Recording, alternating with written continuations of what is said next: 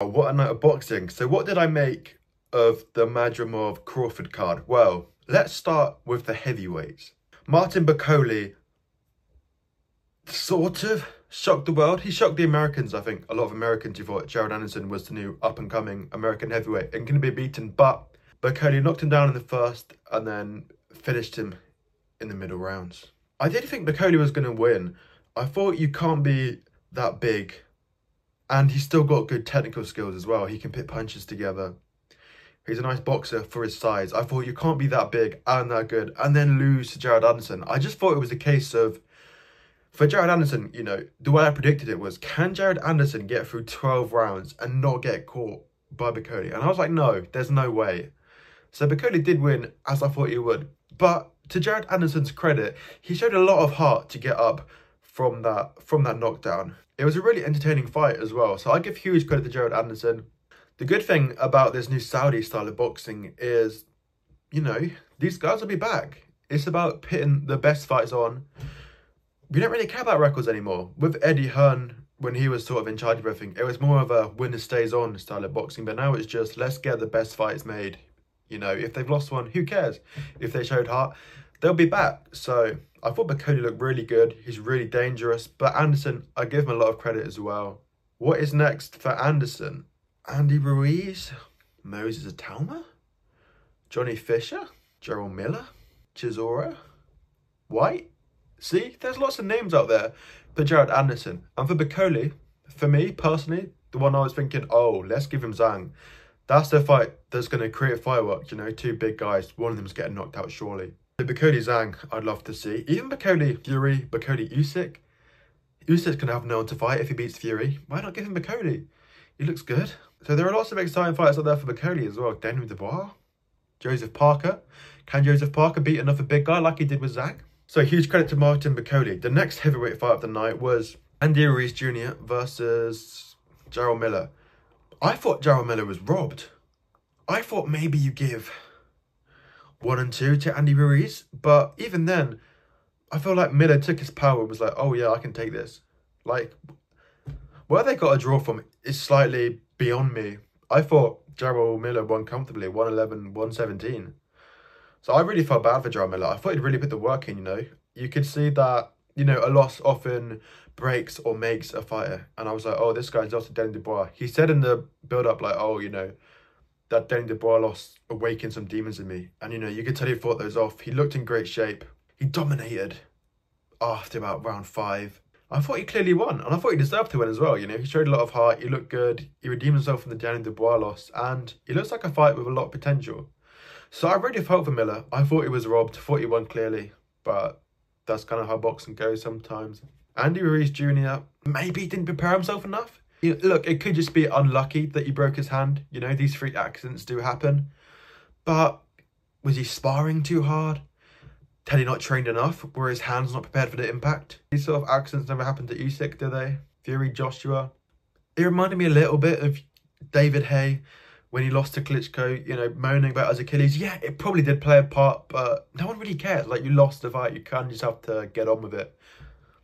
He didn't seem too sad to lose either, Ruiz. I was like, come on, you just lost your comeback fight. You look quite happy, you know. But I guess as a man, he's probably pretty content with everything, you know. You probably got a big payday. So yeah, I thought it was a good fight. I thought Miller deserved credit. And Andy Ruiz, you'll let him off because you're giving the benefit of the doubt with his hand injury. But would I like to see a bit more, slightly questioning how prepared he was for the fight with the broken hand.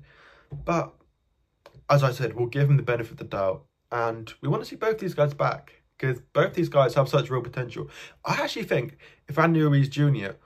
was consistent, honestly, I think he'd be up there with Usyk and Fury. Like, what he did to Anthony Joshua the first time, no one has done that to Joshua. Usyk couldn't do it. Yeah, obviously, Usyk outboxed him, but, you know, doing that to Anthony Joshua is crazy. Like, on form, top Ruiz he's a dangerous fighter, and I've always been a big fan of him. And nice to see Miller redeem himself as well. So, on to the main fight of the night. Terence Crawford versus Madrimov.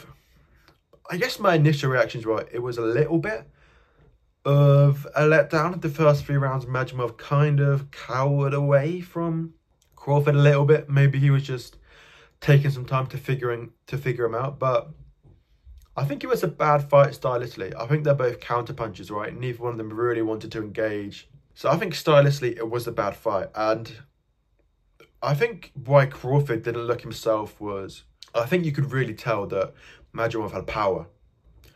When you don't see a fighter, you know, willing to trade punches or go forward, they respect that power too much. So I think Madrimov had power, but I don't think Crawford looked himself in there. You know, sometimes fighters can just lose it overnight, you know? If there are any football fans out there, you know, sometimes you've got like a defender, he's doing really well, and then suddenly he's just dropped from the team. Like, sometimes your legs can just go overnight. So you do have to wonder if that's what's happening with Crawford here. You know, he's 36. He's been training hard his entire career. Is he losing it slightly? He looked a little bit slower. Didn't look, you know, quite as vicious. First guy hadn't finished in ages. So a little bit disappointing from Crawford, but he did get the job done. It's job done, box tick, but it's no statement made. And I think he's lost that air of invincibility. Before, I think people were looking at him like Beterbiev. Oh, when this guy comes in here, you're getting knocked out. But he's lost that air of invincibility. You think maybe if Madrimov had believed in himself from round one and he'd won those first 3 rounds, he could have won the fight.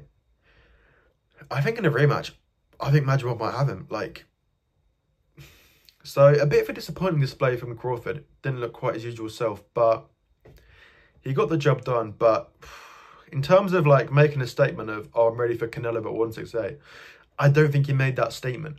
You know, he didn't want to trade with a guy at 154, and you want to go up to 168 and take punches from Canelo. Long day. So, yeah, not quite the statement Crawford would have wanted to make to, you know, say that he's pound for pound number 1. I think after that performance, Usyk is undeniably pound for pound number 1, in my opinion.